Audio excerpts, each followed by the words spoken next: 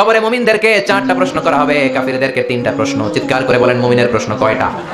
আর জোরে বলেন। প্রথম প্রশ্ন, মার রব্বুক, তোর রবের নাম কি? আমরা কি বলবো? আল্লাহ আমারে রব, এই রবি আমার সব, দমে দমে তনু মনে তারি অনুভব।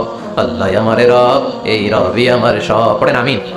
দ্বিতীয় প্রশ্ন, আমার দিন, উত্তর দিনের নাম কি, ধর্মের নাম কি? তৃতীয় প্রশ্ন, আমান হাদার রাজুল, এই লোকটাকে কে? আমরা বলবো মুহাম্মদ সাল্লাল্লাহু। 3টা প্রশ্নের উত্তর যখন আপনি কবরে করে দিতে পারবেন, অতিরিক্ত একটা প্রশ্ন, ওয়ামা ইলমুক, এই যে 3টা প্রশ্নের উত্তর পাল্লা, কেমন করে উত্তর জানলা? কোত্থেকে শিখেছো? নকল করে আনছো কাফনের কাপড়ে? পরীক্ষার হলে নকল আছে না নাই? হাতে নকল আছে না?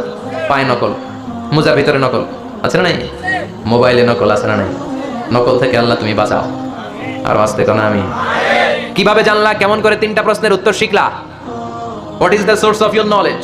তথ্যসূত্র কি? আপনাকে বলতে হবে আমি যেই কিতাবটা থেকে শিখেছি কিতাবটার নাম কি? চিল্লায় বলেন কিনা? এই কিতাবটা হলো কোরআন। আপনাকে বলতে হবে কোরআন থেকে আমি শিখেছি, বিশ্বনবীর হাদিস থেকে আমি শিখেছি। 4টা প্রশ্নের উত্তর যখন পারবেন, ফেরেশতারা বলবে আহলান সাহলান, খুশ আমদেদ, কংগ্রাচুলেশন, বাহ বাহ, তুমি তো চমৎকার পেরেছো। ফায়ুফসাহু লাহু কবরুহু 70 দিরাআন, মুমিন বান্দার কবরটা 70 হাত লম্বা করে দেয়া হবে। ইফতাহু লাহু বাবুন ইলাল জান্নাহ, জান্নাতের দিকে তার কবর থেকে একটা দরজা বানিয়ে দেয়া হবে। জান্নাতের সুঘ্রাণ ঠান্ডা বাতাস এসে তার কবরের ভিতরে ঢুকতে শুরু করবে। ইলবাসু লিবাস মিন আহলিল জান্নাহ, জান্নাতীদের পোশাক তার গায়ের মধ্যে পরিয়ে দেয়া হবে। আল্লাহু আকবার। আর বলা হবে নাম কানাউমিল আরুস, বাসর রাতে বর যেমনি কনেকে নিয়ে ঘুমিয়ে যায়, তুমিও একটা ঘুম দাও। আলহামদুলিল্লাহ পড়ে মুমিন বান্দা আনন্দের একটা ঘুম দিবে। ইসরাফিলের সিঙ্গার আওয়াজ ছাড়া পৃথিবীর কোনো কিছুই তার আগে ঘুম ভাঙতে পারবে না। আল্লাহ আমরাও যেন সেদিন কবরে একটা মজার ঘুম দিতে পারি, তুমি তৌফিক দাও। জোরে বলেন আমিন। এবার বামপন্থী নাস্তিক আর কাফেরদের পালা, ইসলাম বিদ্বেষীদের পালা, আলেম ওলামাদের শত্রুদের পালা, ইসলামকে যারা বিজয়ী শক্তি হিসেবে মানতে পারে নাই তাদের পালা। চিল্লা এখন ঠিক না? ওদেরকেও একই প্রশ্ন, রব কে? ওরা বলবে আমি জানি না।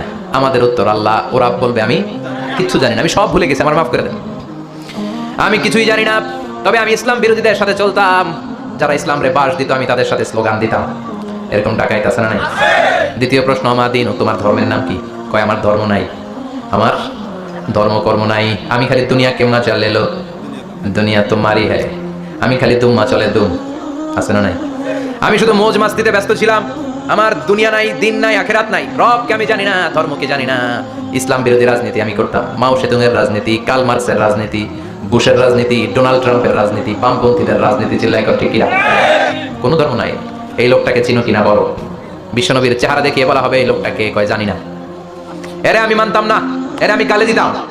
এরকম জাহান্নামের নরকী আর পিতৃ পরিচয়হীন জারদ সন্তান বাংলার দেশেও আছে না নাই? এই মহামানবটাকে গালি দিয়ে পৈশাচিক আনন্দ পায়।